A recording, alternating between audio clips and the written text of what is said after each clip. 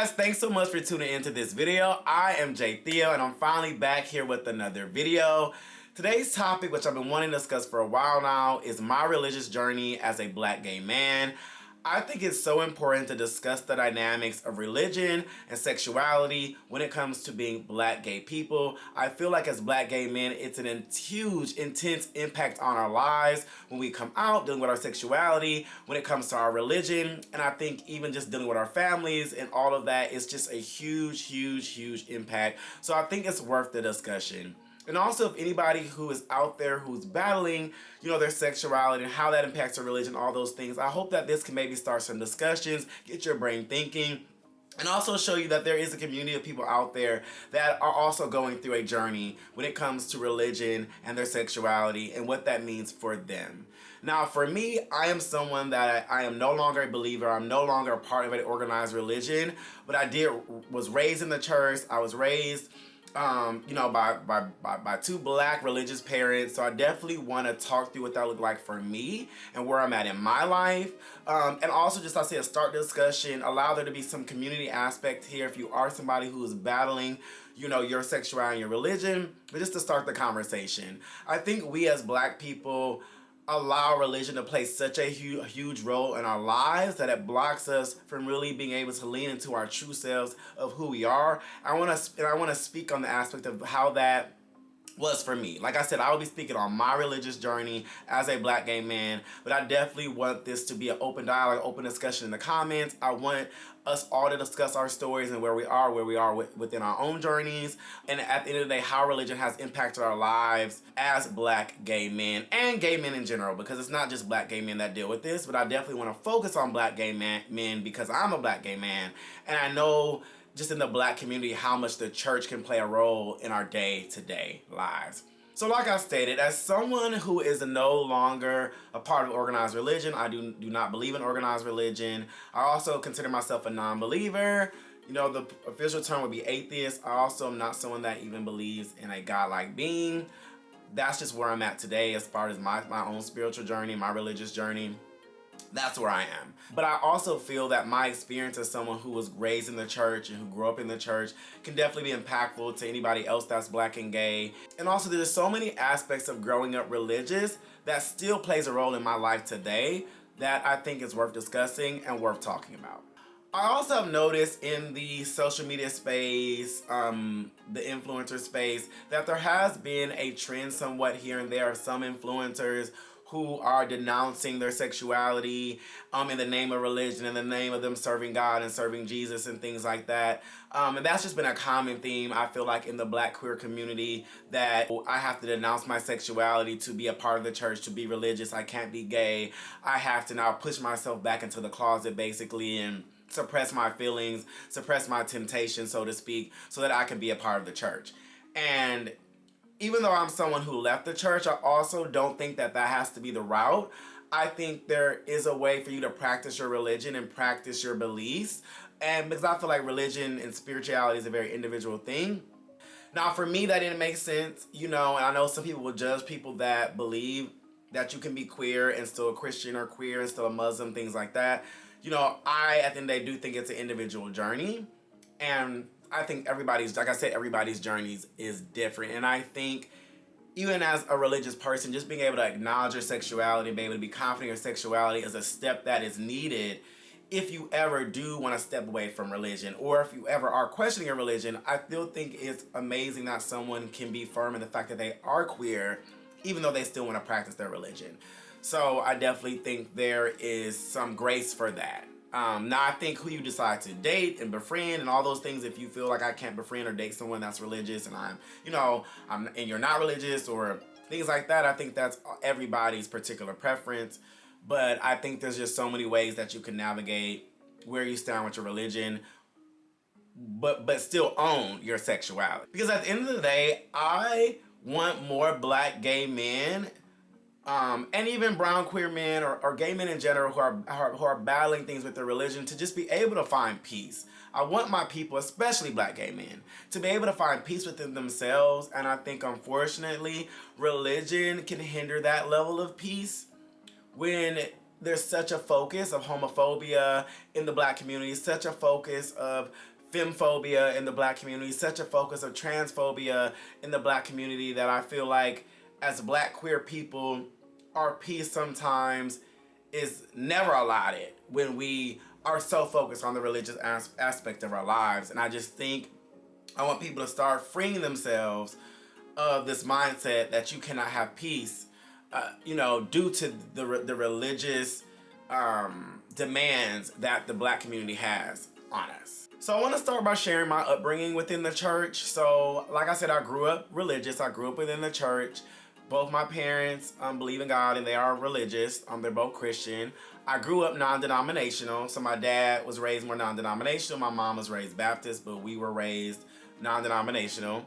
I went to church all through grade school, all the way through to the start of high school. I was in choir. I went to Sunday school. I was very, very a part of the church community. A lot of my friends at the time, I met them through church, things of that nature.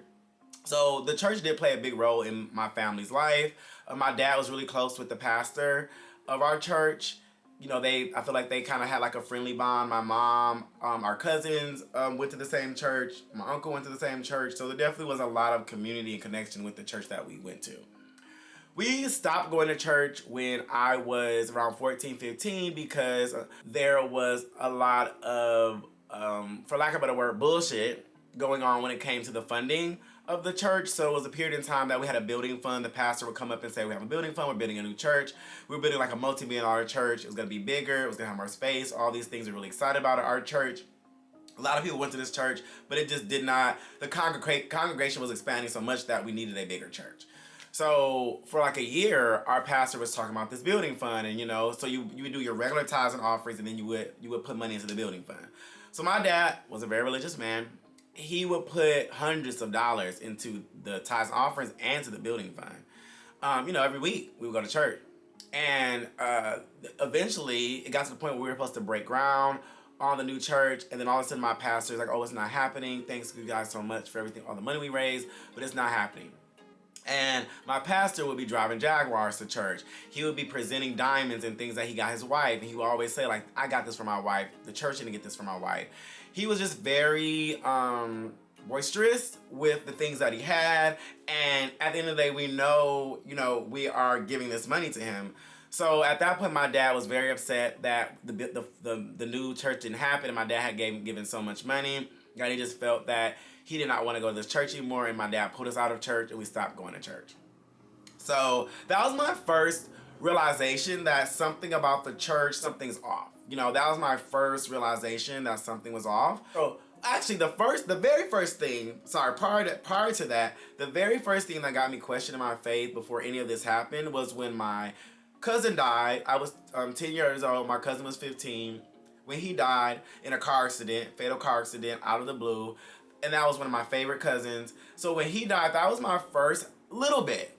Keep in mind I was 10, but that was my first moment of like, I was even asking my mom, like, if God loved my cousin, why did my cousin have to die? He was such a good kid. He was really good at school. He's good at sports. He was always so nice to me. He was also the cousin that I feel like knew I was gay and never, my other cousin didn't judge me for it, but I feel like he knew I was gay.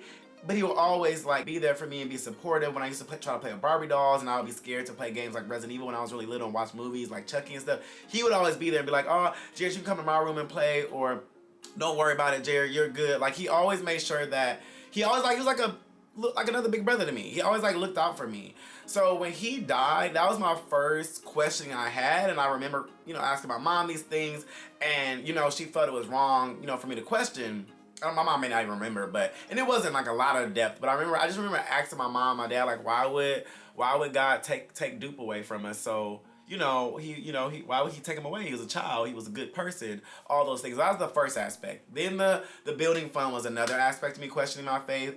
And then also when I went to college, so when I went to Ohio State, when I went to college, that was the first where it started seeping in my brain that I'm like, I don't know about religion. I took an astronomy class, and in the astronomy class, you really learn about how there's all these other planets in all these other solar systems. You learn about how there's the possibility of water in other solar system and life out there in the in the universe. You learn about how the weather works, everything. You just learn so much about how the universe came to be and all these things that it really started me questioning all the things I learned about how the world came to be and how the universe came to be and all these things that's not talked about in the Bible about how the earth world is created and weather and all these things. So that was a huge, like, wow, I'm starting to question. And the more I took like chemistry classes and science classes, you start learning about how the world works. That's really when I really started to be like, wow. And then what really did it for me, you know, and honestly wasn't the gay stuff that really started. I mean, the gay stuff was always a factor, and I'm going to get into that, about me questioning my faith and me wondering about what does this mean for me. But I really feel like there were so many other things that were more impactful as to why I really started being like, why am I following this religion and what does this mean for me? And I took a Western colonization class in college where we learned about colonization and, you know, and the Europeans in Africa and the slave trade. We learned about the Holocaust and all these things and how so many genocides happen and how people use the Bible to basically say that, you know, I can control you and white man's burden and all these things that contributed it from religion that led to the deaths and despair of so many people. Even the Holocaust, how religion played its role in that. And, you know, religions being against each other and things like that. So that was another aspect of when I really started to question, like, wow, religion has such a negative impact on our community, on our society. And that's when I really started to question my faith even more so. But I will say, prior to all of that, growing up being queer, you know, religion plays such a role in the thought of, like, it was more the opposite of, like, I believe in God, I can't be queer. So growing up when I was younger, it was more so like, oh my God, I think that I'm queer. Especially when I was like in middle school, I started realizing, okay, I think that I'm gay. You know, I came out when I was 16, but prior to that, you know, you have that phase of like figuring out, am I gay? What's going on with me? I have these weird feelings. You know, I know I'm a little I'm different from other people. And I would say early adolescence, middle school time, it was hard for me because at that point in my life, church and God was still a huge component in my life. So it really started to scare me that I was going to hell. When I really started being like, am I gay? Do I like boys? And I just started thinking, like, I know if you're gay, you go to hell. From that, that's what I was told. Think about it. That's what, you know, the black culture is told. That's what my parents were told. That's what religion tells us. So there was this huge fear aspect in me that was just afraid to be gay because I was religious. And y'all, the number of nights where I would pray the gay away, I would pray every night, get on my knees and just pray not to be gay anymore, pray that I don't like boys, pray that I could like girls, y'all. I would cry and I would pray and I would pray and I would have so many nightmares that I was going to hell. Literally, y'all, like, this went on for years where I would have nightmares and I would think I was going to hell. And I would have nightmares about going to hell, where I would just daydream and just think about, like, wow, if I'm really gay, I'm going to burn in hell. I'm going to go to hell. It was just such a difficult time. And I think once I finally came to terms when I was gay, and told myself that I was gay, and, you know, I probably was like 14-ish when I really came to terms and told myself that I was gay, and then it probably took a year and a half, 2 years for me to, you know, really come to terms with it and then tell my mom and come out. You know, I only came out to my mom and my brother and my siblings, and you can watch my coming out story if you want to watch that video. I will plug that. But I go deeper into my coming out story. I didn't come out to my dad when I was younger. But it still was really scary for me even coming out because even though we had exited the church at that time and I started the process of questioning more, I still really believed in my faith. I still believed that I was Christian. I still believed in God and all those things, and I still wanted to be someone who was going to ascend to heaven.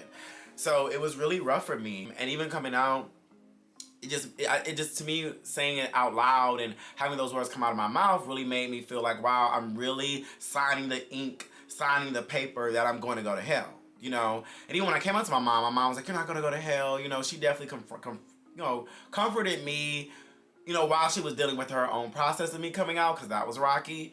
But I still didn't really believe that I wasn't going to hell. So that was a whole process.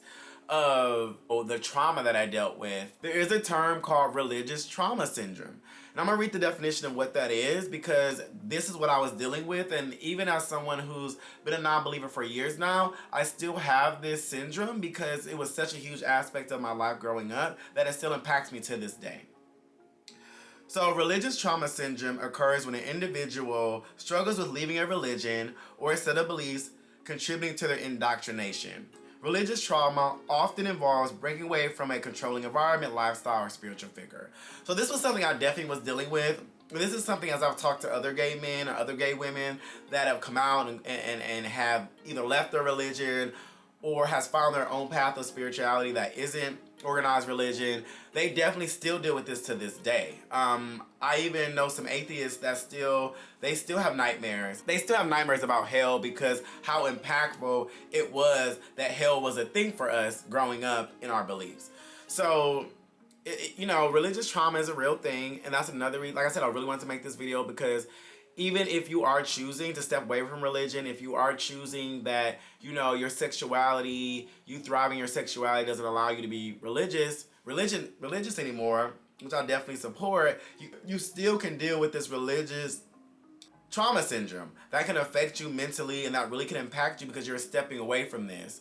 And if you link it to like not getting support from your family, your community as black people not supporting you, that can be very traumatizing. There are huge consequences of leaving religion for all people, but particularly for black people, particularly for black queer people, because we are already a vulnerable group. So there are huge consequences, and that's why I feel like the black community being so linked to religion and having so much faith in religion and allowing it to control how we view the world, it's really scary of how much it can impact, the black queer community, because it's so impactful, it's so powerful within the black community. Because at the core of Christianity is misogyny, it's the patriarchy, homophobia. That's the core of a lot of Christian beliefs. And I know there can be there's Christians out there that don't believe these things, but that is the core of the beliefs. That is the core of Muslim beliefs, is misogyny, patriarchy, all of those things, anti-femininity at the core of it.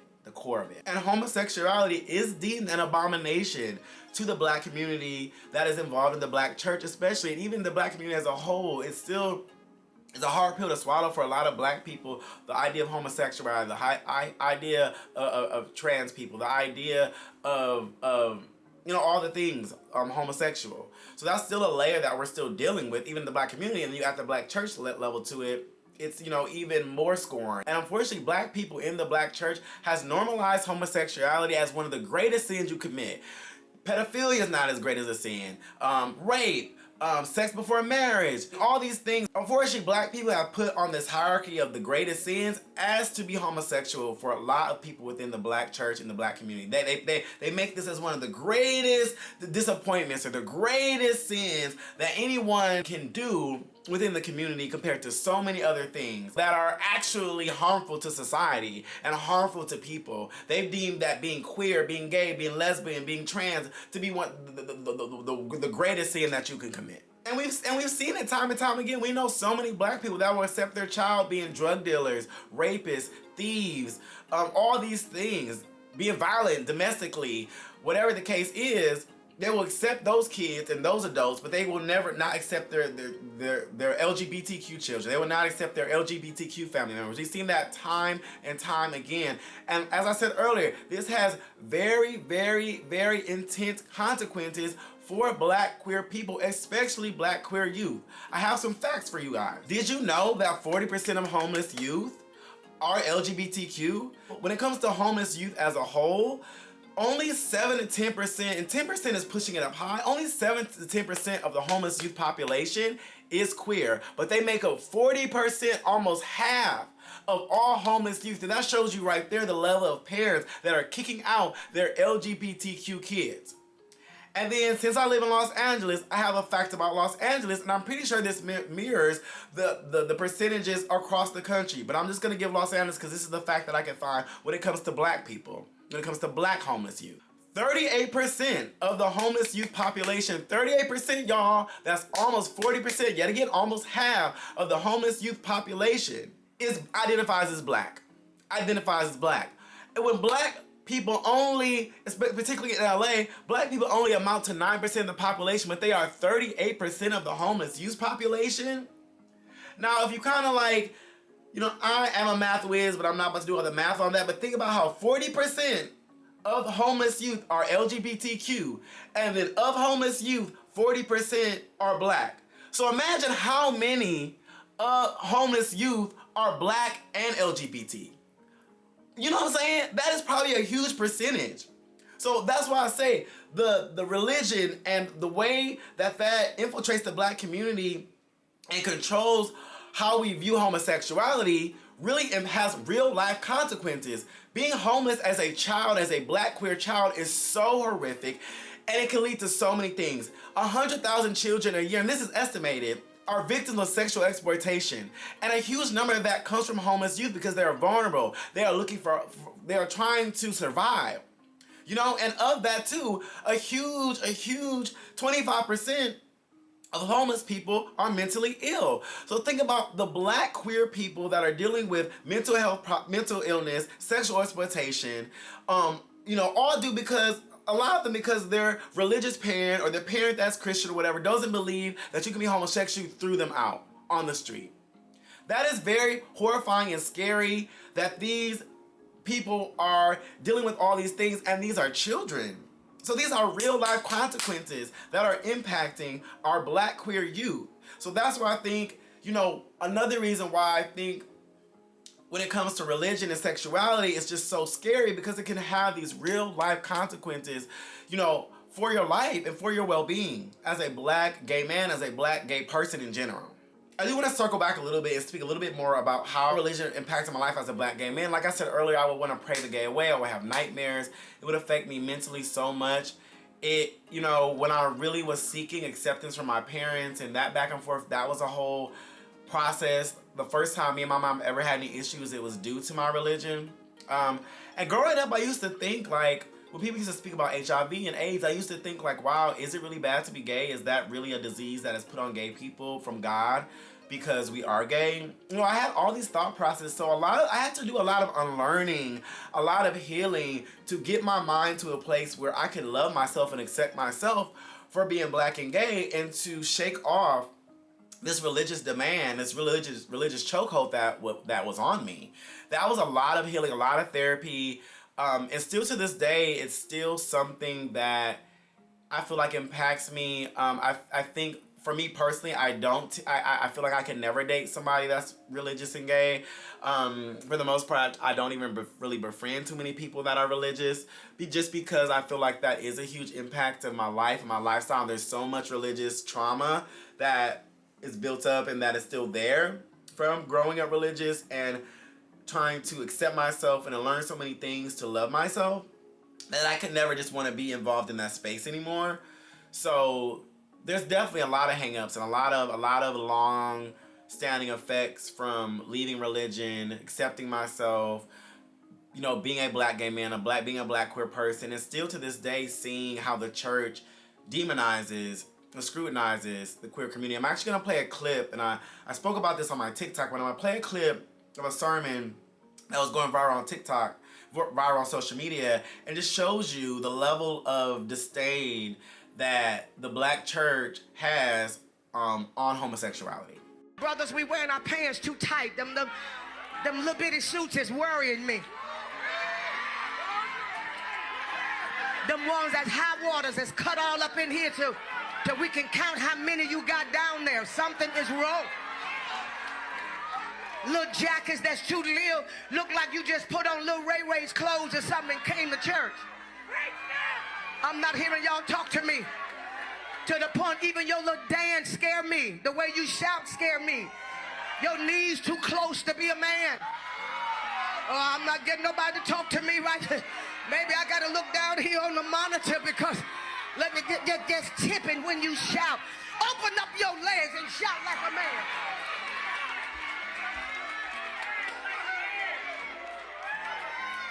Y'all better come on here and say something. Y'all up here shout like girls and the women shout like dudes. Yeah,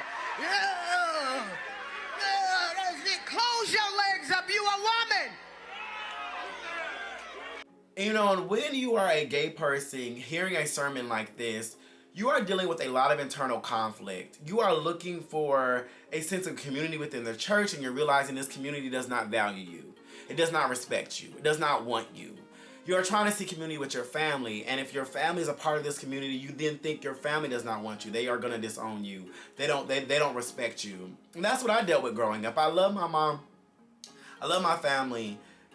But you know, when I first came out, I was told, you know, that is not of God, that is disgusting, that is nasty, from different members of my family, you know, and I felt rejected from my family, and that really does play an effect in your mental health. You know, I felt alone, I felt not supported, I felt that and I really felt deep down, wow, my family might disown me. When I used to pray the gay away, I used to pray away and just be like, I don't want to go to hell, but I also don't want to be thrown out the street. I don't want my parents to kick me out. I don't want that. I thought that could be a possibility. And me and my dad had issues even prior to me coming. I mean, my dad didn't. I never came out to my dad, but me prior to me thinking I was going to come out to both my parents at the time, me and my dad already had issues. My dad wanted to kick me out before for other reasons. So I definitely thought that I could be some on the street because of my sexuality. So that was another aspect of it. I deep down knew my mom would probably never tolerate that, never allow that. But you still have that fear. You know what I'm saying? You still have that fear of what's going to happen to me, you know, and the religion played such a key role in that. And also it was just this internal conflict where I'm just like, am I nasty? Am I gross because I like men? Like, ew, gross, nasty, what's wrong with me? Like, you have this internal conflict that's eating you up when you are dealing with this, and when you have the pressure of religion, a whole community, a whole culture telling you this is wrong. You know, and then it's a part of pop culture. There was so much, especially in the early 2090s, from pop culture media, from the black community, that was basically, lack of better words, shitting on gay people and making us feel like we are not a part of the community. And still to today, media, everything does not want to highlight black queerness and black gayness. Every time there's a movie, if there is a gay movie, it's all white. It's never encompassing black love and black sexuality in a way that is honoring it and showcasing it. Like, representation matters, and still to this day, we don't get that. We don't get that. And honestly, looking back, I was extremely depressed in high school and college when it came to me really figuring out where does my role in religion play anymore when it comes to my sexuality, and really trying to push out the sexuality and stay focused on the religion at first. That really depressed me, really drained me. It really made me a person I didn't want to be. And ultimately, me leaving religion, me taking these classes in college, and me really figuring out that this is no longer for me, allowed me to really be in a free place. I think even coming out in high school at 16 and understanding the level of freedom I felt when I finally was like, I'm gay, this is me. And then when I finally left religion and I didn't have to follow this book and follow these rules and have this fear of some sky daddy looking at me, telling me what to do, it was so freeing. And I think the reason I wanted to make this video, that I just want to let people to know that you can decide what freedom looks like for you. You can decide what type of spirituality you want to follow. You don't have to follow what your parents taught. You don't have to follow, you know, the things you thought you had to follow. There's a sense of freedom when you take your own path and your own journey, even with your spirituality. And even though I am not a religious person, I do still have a level of spirituality but overall, I think just being a good person, pouring good energy into the world, you're going to receive good energy back. That's the way my spirituality works. I don't think we should be bad. I think we should be giving. I think we should be positive lights to the world, and then positivity will come back to us. I think that's really my guidance of spirituality. So, but even in that journey, that's something I had to release my Christianity and what I thought was, you know, the blueprint for religion, to free myself, to be able to find a new path. And at the end of the day, I'm never here to disrespecting my religion and to think that any religious choice is better than the other. But I think we're so indoctrinated as children into the religion we are that we don't free ourselves to explore until we be more open about where we can land when it comes to our spirituality. And with my journey to being a non-believer, I think that it's just worth a conversation you should have with yourself. Oh, and being skeptic, I think questioning things, not always following suit to things, there's a lot of courage in that. And it's courageous to question things. So be skeptical, question. If something doesn't feel right for you, it's okay to question it. At the end of the day, you know, especially for younger people out there, definitely keep in mind your safety. Definitely keep in mind what impact it can be to leave religion as a young person or to even come out as a young person, especially, you know, what that can mean for your security, for your safety. Keep that in mind. But as you get older and as you are stepping out into the world on your own, just know that there's ways that you can approach your religious freedom when it comes to your sexuality that you may not even thought of before. And at the end of the day, I don't think we as humans should have to suppress our natural desires, to suppress our natural temptations, as people would say, but our natural desires for love and for sex. We should not have to suppress that to be a part of a group, to be a part of a community. And I honestly feel like if there is a God, if there is a heaven out there, I don't think the true God and the true heaven will want you not being true to yourself to get into that heaven, to get into that space. So overall, I hope this video was helpful. I hope this sparked some conversation for a lot of people. This definitely was my religious journey as a Black gay man. I would love to hear in the comments what your religious journey looked like. If you are Black, gay, lesbian, straight, whatever. What is your religious journey? But definitely to my Black gay men, please let me know in the comments what is your process with your religion? Did you leave religion? Are you still a part of religion? What was that battle for you with your sexuality when it came to your religion? And do you have a community now, whether it's religious one, a non-religious one, where you feel safe and you feel appreciated and you feel like that you can be your true self? Because at the end of the day, that is what matters. So please be sure to leave a comment and let me know. As always, guys, if you enjoyed this video, be sure to like this video. Be sure to subscribe if you want to see more content. I definitely, as I always say, I'm definitely going to be more consistent on here. I'm still learning how I can be more consistent on here, but just know that more content will be coming, y'all. And at the end of the day, do your best to stay positive, to be safe out there in the world. And I will see you guys on the next video.